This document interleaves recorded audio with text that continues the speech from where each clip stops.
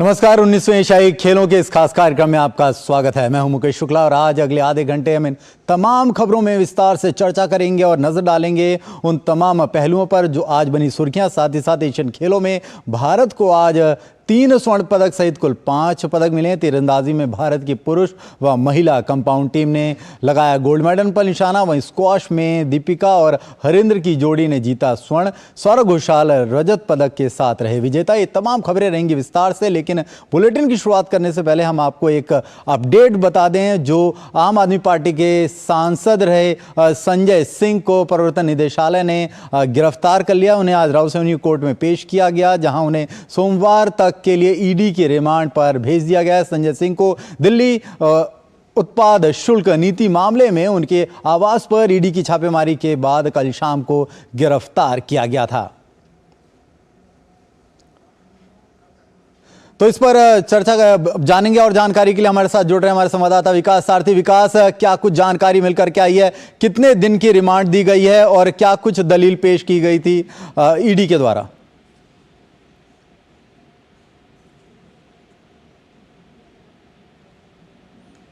विकास, क्या आप मेरी आवाज को सुन पा रहे हैं?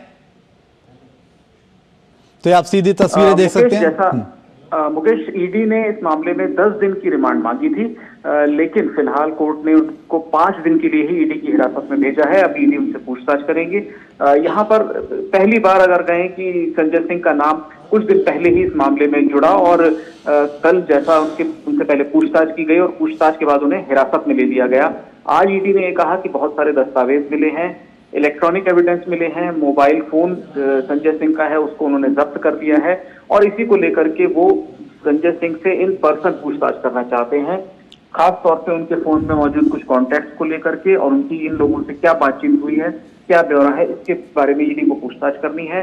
अब संजय सिंह 5 दिन के लिए ईडी की इस पूछताछ में शामिल होंगे। सोमवार को एक बार फिर उन्हें राउस एवेन्यू कोर्ट लाया जाएगा और अगर ईडी अपनी पूछताछ से संतुष्ट होगी तो वो ये इस बात को कोर्ट के विवेक पे छोड़ देगी कि आगे कोर्ट क्या उनको न्यायिक हिरासत में भेजना चाहती है।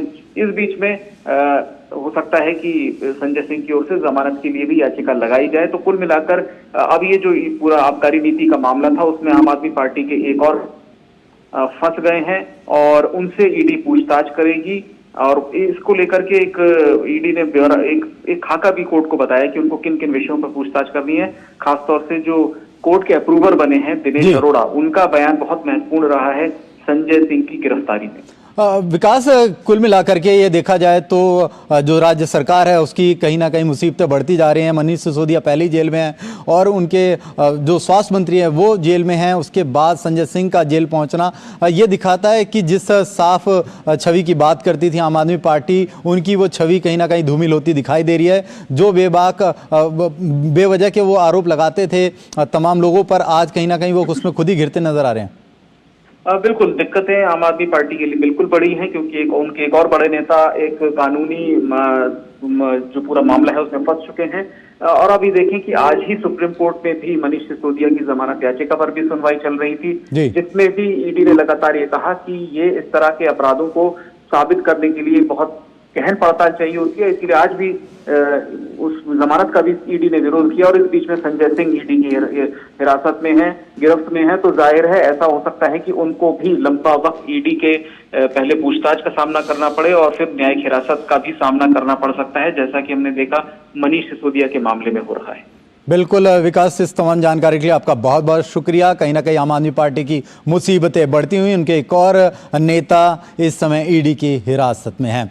तो बहरहाल रुक करेंगे एशियन गेम्स का और जानेंगे उन तमाम खबरों को।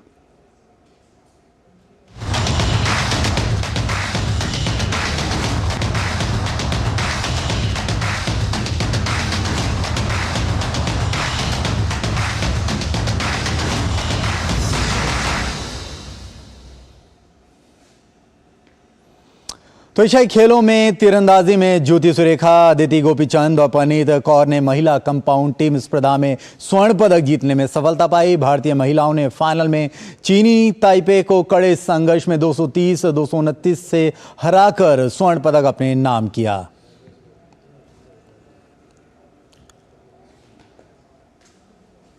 वहीं महिलाओं के बाद अब भारतीय तीरंदाजी पुरुष कंपाउंड टीम ने भी स्वर्ण पदक जीतने में सफलता पाई। तीरंदाजी ओजस देवताले, अभिषेक प्रथमेश की तिकड़ी ने गोल्ड मेडल पर निशाना साधा। पुरुष कंपाउंड टीम में दक्षिण कोरिया को 235-230 के अंतर से हराकर यह स्वर्ण पदक अपने नाम किया।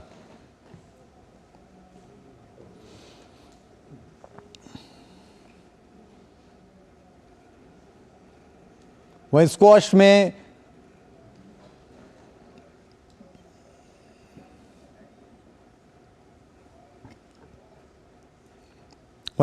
में भारत को मिश्रित युगल में स्वर्ण पदक हासिल हुआ। भारत की दीपिका पल्लिकल और हरिंद्र पाल संधू की जोड़ी ने देश के लिए यह स्वर्ण पदक जीता। भारतीय जोड़ी ने फाइनल में मलेशिया की जोड़ी को 2-0 से हराया। बैडमिंटन में पुरुष एकल में भारत के एच.एस. प्रणॉय में सेमीफाइनल में स्थान बनाकर पदक पक्का कर लिया है। क्वार्टर फाइनल में उन्होंने मलेशिया के लीजी जिया को 21-16, 21-23, 22-20 से शिकस्त दी। इसके साथ ही उनका मेडल भी पक्का हो गया है। वह ऐसा करने वाले देश के दूसरे पुरुष बैडमिंटन खिलाड़ी बन गए हैं। वहीं स्क्वॉश में पुरुष एकल के फाइनल में सौरभ घोषाल को हार का सामना करना पड़ा। उन्हें रजत पदक से ही संतोष करना पड़ा। सौरभ घोषाल 2006 से एशियन गेम्स में लगातार 5 व्यक्तिगत पदक जीतने वाले पहले भारतीय स्क्वॉश खिलाड़ी बन गए हैं। कुश्ती में भारत की पहलवान अंतिम पंघाल ने कांस्य पदक हासिल किया। रैपिचेज मुकाबले में अंतिम ने महिलाओं के 53 किलोग्राम भार वर्ग में मंगोलिया की पहलवान को शिकस्त दी। पीवी सिंधु का एशियन गेम्स का सफर क्वार्टर फाइनल में ही खत्म हो गया। सिंधु को चीन की ही बेंजियाओ ने 47 मिनट तक चले मुकाबले में 16-21, 12-21 से हराकर प्रतियोगिता से बाहर किया। भारतीय महिला हॉकी टीम को एशियाई खेलों के सेमीफाइनल में चीन के हाथों हार का सामना करना पड़ा। चीन ने भारत को 4-0 से मात दी। भारतीय टीम अब कांस्य पदक के लिए जापान या दक्षिण कोरिया से खेलेगी। भारतीय पहलवान नवीन को पुरुषों के ग्रीको रोमन 130 किलोग्राम भार वर्ग के मुकाबले में हार का सामना करना पड़ा। कांस्य पदक के इस मैच में नवीन को दक्षिण कोरिया के पहलवान ने 5-1 से हराया। भारतीय पहलवान पूजा गहलोत को हार का सामना करना पड़ा। महिलाओं की 50 किलोग्राम फ्री स्टाइल कुश्ती के कांस्य पदक मैच में उज्बेकिस्तान की पहलवान एंतिज क्यूनमनोजा ने पूजा को 9-2 से हराया। भारतीय पहलवान मानसी का 19वें एशियाई खेलों में सफर समाप्त हो गया। महिलाओं के 57 किलोग्राम कांस्य पदक के मुकाबले में मानसी को उज्बेकिस्तान के पहलवान से हार का सामना करना पड़ा। वहीं भारत का एशियाई खेलों में शानदार प्रदर्शन जारी है और भारत ने 71वां पदक जीतने के साथ ही तमाम पुराने रिकॉर्ड तोड़ डाले। भारत ने 2018 में इंडोनेशिया में हुए एशियाई खेलों में कुल 70 पदक जीते थे। यह अब तक का भारत का सर्वश्रेष्ठ प्रदर्शन था। इस बार भारतीय खिलाड़ियों ने 11वें दिन शुरुआत में ही 71वां पदक हासिल कर सारे रिकॉर्ड तोड़ डाले। फिलहाल भारत के कुल पदकों की संख्या 86 हो चुकी है, जो उनका अभी तक का सर्वश्रेष्ठ प्रदर्शन है। दल ने चीन के हांगझू में जारी एशियन गेम्स में इतिहास रच दिया। भारत ने किसी सिंगल एशियन गेम्स में अपना सर्वश्रेष्ठ प्रदर्शन किया और पदकों के मामले में अपने पिछले सारे रिकॉर्ड तोड़ दिए। भारतीय एथलीटों ने जैसे ही बुधवार को 71वें मेडल पर कब्जा किया, भारत एक एशियन गेम्स में सबसे ज्यादा पदक जीतने के अपने पुराने रिकॉर्ड को धाराशायी करने में कामयाब हुआ। भारत ने इससे पहले जकार्ता में 2018 में हुए एशियन गेम्स में 70 मेडल जीते थे। जकार्ता एशियन गेम्स में भारत ने कुल 16 गोल्ड, 23 सिल्वर और 31 ब्रॉन्ज मेडल जीते थे। वहीं 19वें एशियाई खेलों में भारत अब तक का सर्वश्रेष्ठ प्रदर्शन कर आगे बढ़ रहा है और कई रिकॉर्ड अपने नाम कर चुका है। गौरतलब है कि एशियाई खेलों की शुरुआत 1951 में हुई थी। दिल्ली में इसका आयोजन किया गया और मेजबान भारत ने कुल 51 पदक जीते थे। इसमें 15 स्वर्ण, 16 रजत और 20 कांस्य पदक शामिल थे। इसके बाद भारत 2018 में अपना बेहतर प्रदर्शन कर पाया और 70 पदक जीतने में कामयाब रहा। अब 2023 में खेले जा रहे 19वें एशियाई खेलों में भारत 80 के आंकड़े को पार कर चुका है और कई अन्य प्रतियोगिताओं में खिलाड़ी पदक जीतकर सफलता की नई कहानी लिख रहे हैं। भारतीय एथलीट इस बार 100 पार का नारा लेकर हांगझू रवाना हुए थे। ऐसे में सभी को इस साल भारत की झोली में 100 पदकों की उम्मीद है। Gaurav Kumar, DD News, Hangzhou, China. तो बिल्कुल क्या होगा आंकड़ा 100 के पार, इस पर बात करेंगे। हमारे साथ स्टूडियो में जुड़ रहे हैं हमारे खास मेहमान मलय नीरव जी, जो काफ़ी बारीकी से नज़र रखते हैं खेलों पर। साथ ही साथ गौरव को जोड़ेंगे हांगजू से, लेकिन पहले मलय जी से जानते हैं। मलय जी, कैसे देखते हैं अभी तक के प्रदर्शन को? कई बेमिसाल रिकॉर्ड जो है वो भारत की झोली में आए। इक्वेस्ट्रियन में हमने पदक जीता 41 साल बाद। नीरज का जो जलवा है वो लगातार कायम है, और ट्रैक एंड फील्ड में इतने ज़्यादा पदक और इस प्रकार का प्रदर्शन, वो भी एक बड़ी बात है। शूटिंग में लगातार अच्छा प्रदर्शन, जबकि आप जानते हैं कि दुनिया के जो बेहतरीन शूटर्स हैं वो इन्हीं देशों में हैं जिनके साथ भारत का मुकाबला हुआ। इसलिए ये कहना कि एशियाई खेलों में, मेरे ख्याल से विश्व स्तर पर आप देखें तो बहुत ही गजब का प्रदर्शन इस बार रहा है।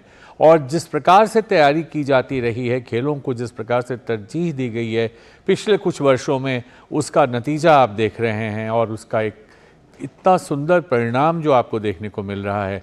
ख़ासकर मैं बात करना चाहूँगा उन खेलों की जिन खेलों के बारे में बहुत लोग यहाँ जानते भी नहीं थे, जिन खेलों में जाना बहुत मुश्किल माना जाता था। देखते हैं जिस तरह से आप कह रहे हैं, आपने हेप्टाथलॉन में देखा, आपने आर्चरी में देखा, हमने आज जो 2 मेडल जीते, कितना शानदार मुकाबला वहाँ पर भी हमारे तीरंदाजों ने खेला। लेकिन मलय जी, क्या खास आप अपने नज़रिए से देखते हैं? जैसे आप बता रहे थे कि क्या बदला आपके नज़रिए में भारत के लिए, और भारत को अगर खेलों की महाशक्ति बनना है तो अभी उन्हें और कहाँ तक प्रयास करना है? देखिए, सबसे बड़ी बात क्या है कि हम कई बार पहले, आज से 15 साल पहले की बात अगर करें, 12-13 साल पुरानी बात करें, 10 साल पहले की भी बात कर लें, तो खेलों में खिलाड़ियों को प्राथमिकता सूची में सबसे नीचे रखा जाता था। बड़ा सा दल इन महाकुंभों, कुंभों, अर्धकुंभों में जाता था और उसमें खिलाड़ी कम और बाकी लोग ज़्यादा होते थे।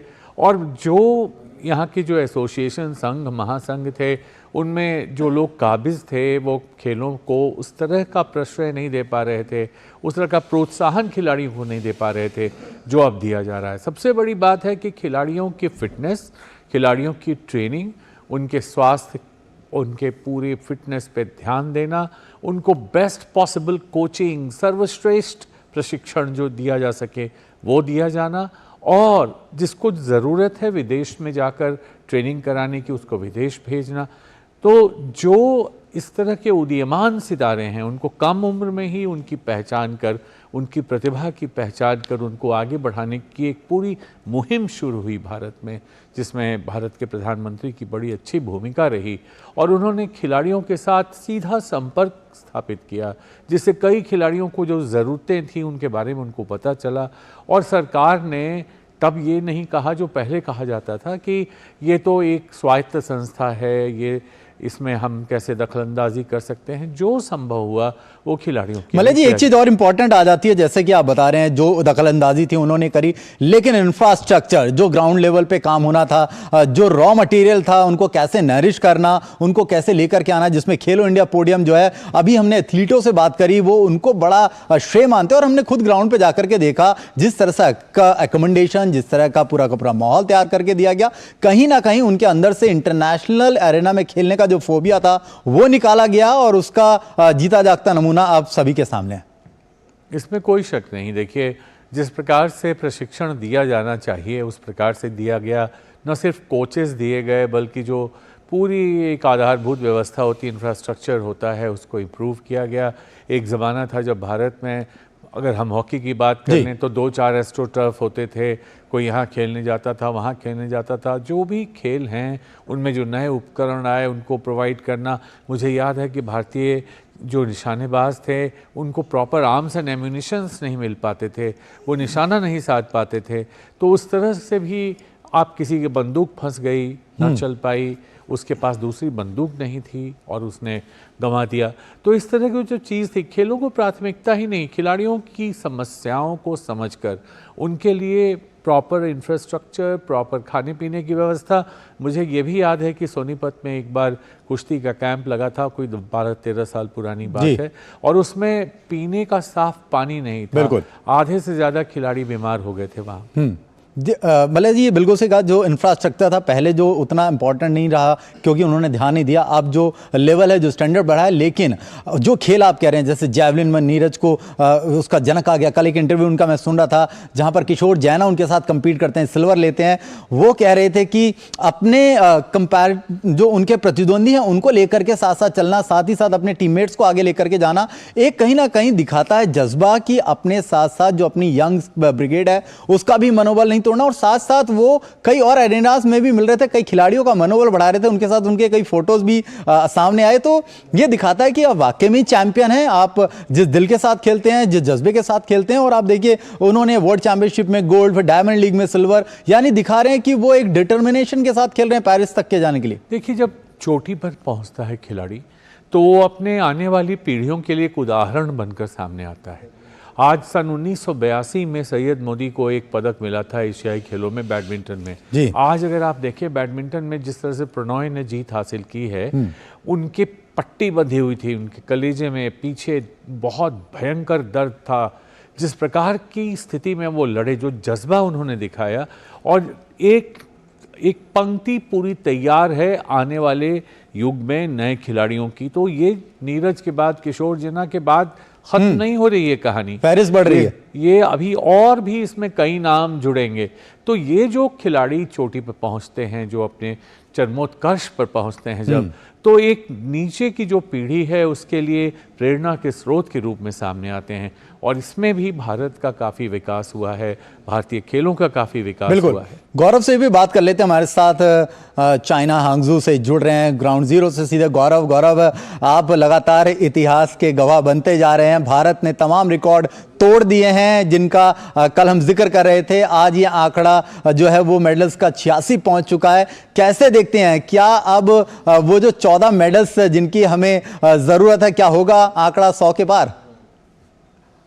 देखिए मुकेश, जहां तक आंकड़ों की बात है तो शायद हमें आंकड़ों पे नहीं जाना चाहिए, क्योंकि ग्राफ जो है वो ऊपर नीचे होता रहता है। लेकिन जिस तरह से इन खेलों में हमने अपने रिकॉर्ड्स को तोड़ा है, जिस तरह से अपने पिछले रिकॉर्ड को तोड़ा है, वो अपने आप में इस गेम्स को जो है वो भारत के लिहाज से ऐतिहासिक बना दिया है। क्योंकि गोल्ड मेडल की अगर आप बात करें तो गोल्ड मेडल में हम आगे निकल गए हैं अपने पिछले एशियन गेम्स से। मेडल टैली की अगर बात करें तो उसमें हम आगे निकल चुके हैं। और सबसे बड़ी बात क्या है कि हमने उन खेलों में भी अपने आप को बुलंदी के साथ सामने रखा है जिनमें हम पहले पार्टिसिपेट करते थे, जाते जरूर थे, लेकिन मेडल नहीं आते थे। मसलन जिस तरह से हमने इक्वेस्टेरियन में इतिहास रचा, 41 साल के बाद हमने वहां पे स्वर्ण पदक जीता, उसके अलावा हमने ब्रॉन्ज मेडल जीता। आप कैनोइंग की बात करें, आप सेलिंग की बात करें, आप रोइंग की बात करें, यहाँ पर हमारे यहाँ पदक आए। और जिस तरह से खिलाड़ियों का जो उत्साह वर्धन हुआ है, से एथलेटिक्स में हमने देखा कि किस तरह से एथलेटिक्स में 29 मेडल जो है वो हमने जीते। यानी कि एक इवेंट एथलेटिक्स का खत्म नहीं हो रहा है, दूसरी तरफ जो है वो तिरंगा लहरा रहा है। तो ये जो इस बार का जो कमाल देखने को मिला है, ये इन बातों पे शायद हमें रहना चाहिए और इन बातों से हमें समझना चाहिए कि हमने बढ़ते समय के साथ कितने अपने आप को सुधारा है। 2018 से आते आते 2018 से चल करके 2023 तक आते आते हमने अपने प्रदर्शन के ग्राफ को सुधारा है, हमने अपने खेल के दायरे को बढ़ाया है, हमने परंपरागत खेलों में खुद को बरकरार रखा है, लेकिन उसके अलावा जो नए खेल हैं उनमें अपने आप को बुलंदी के साथ रखा है। मतलब आप इस तरह से भी समझ सकते हैं कि जकार्ता एशियन गेम्स में हम 8वें स्थान पर थे, लेकिन अभी हम 4थे स्थान पर हैं। यानी कि एक लंबी छलांग जो है वो हमने लगाई है।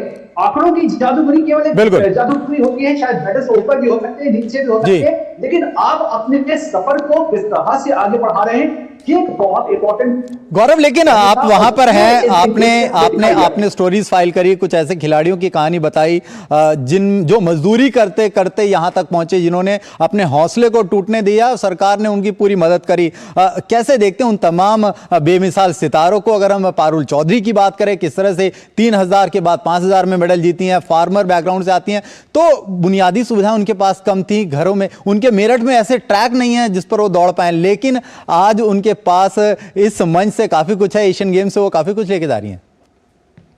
वाकई न केवल पारुल चौधरी मुकेश, बल्कि अन्नू रानी की अगर बात करें, अन्नू रानी जैवलिन थ्रो में उन्होंने इतिहास रचा था, पहली महिला बनी, पहली भारतीय महिला बनी जिन्होंने जैवलिन में एशियन गेम्स में स्वर्ण पदक जीता। उसके अलावा अगर रामबाबू की बात कर ले, ऐसे दर्जनों नाम है यहाँ पर जिनके पास शुरुआत में जिनको आर्थिक तंगी का भी सामना करना पड़ा, जिनके पास एक कहना चाहिए कि खेल के लिए जरूरी जो इक्विपमेंट्स होते हैं वो नहीं थे, लेकिन उन्होंने अपने संघर्ष से सफलता की कहानी को छुआ और इस सफलता में सबसे बड़ा किरदार अगर निभाया है तो कहना चाहिए पिछले 9 साल के दरमियान जिस तरह से हमने देखा है कि खेलों के विकास को लेकर के तमाम जो योजनाएं हैं, चाहे खेलो इंडिया का मंच हो, चाहे टॉप्स की स्कीम हो, चाहे खेलो इंडिया यूनिवर्सिटी गेम्स हो, इन यहां से जो मदद मिली है खिलाड़ियों को, वो खिलाड़ी जो है वो खुलकर इस बात पे बोल रहे हैं कि उन्हें भरोसा जगा है, क्योंकि उनके लिए चलिए मान लिया कि राज्य स्तर पे आप आगे बढ़ गए, लेकिन आगे के लेवल पे आपको चुनौतियां तो सामना करना पड़ता है। ऐसे में एक खिलाड़ी को तलाश होती है कि उसे एक ऐसा प्लेटफॉर्म मिले जहां पे उसकी आर्थिक स्थिति भी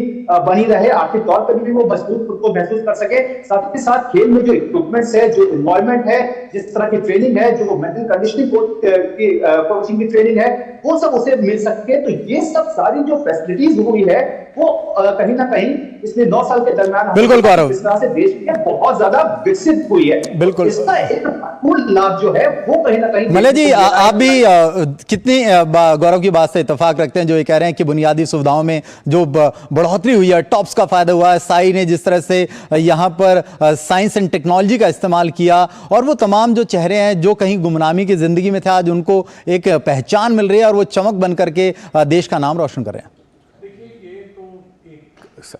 ऐसी सच्चाई है जिससे पूरा देश वाकिफ हो चुका है कि आप कम उम्र में ही प्रतिभा की तलाश कीजिए, उसके बाद चाहे वो किसी भी पृष्ठभूमि से प्रतिभा आ रही हो, उसको पूरी तरह से पनपने का मौका दीजिए, अवसर दीजिए, आगे लेके जाइए।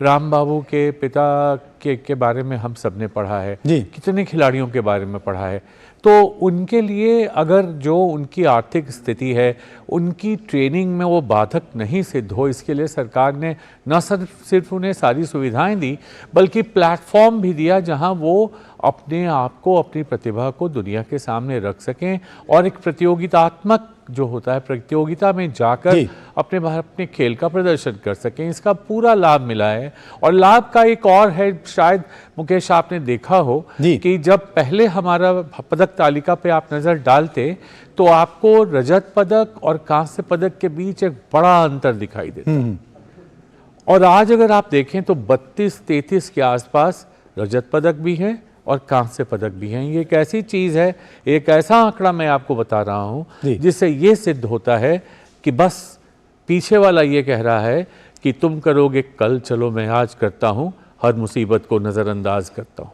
बिल्कुल, हर मुसीबत को नज़रअंदाज करके ही वो मंजिल की तरफ बढ़ रहे हैं। आप तमाम गौरव, चाइना से, हांगझू से जुड़ने के लिए हमारे साथ इस खास कार्यक्रम में बहुत बहुत शुक्रिया। मलय जी, आपका भी बहुत बहुत शुक्रिया, क्योंकि ये जो खिलाड़ी हैं, ये ऐसे नायाब खिलाड़ी हैं जिन्होंने जब मौका मिला तब ये साबित करके दिखाया कि उनमें वाकई में दमखम है और हम किसी से कम नहीं हैं। इस नारे को बुलंद किया। देश के प्रधानमंत्री खुद मानते हैं कि खेलेंगे तो खिलेंगे, और इस खिलखिलाते चेहरे को सभी देख रहे हैं। वो तमाम एथलीट जो जीत के आ रहे हैं, उनके चेहरे की मुस्कुराहट बता रही है कि उनके जो उनका प्रयत्न था, जो उनके प्रयास थे, वो सफल हो रहे हैं।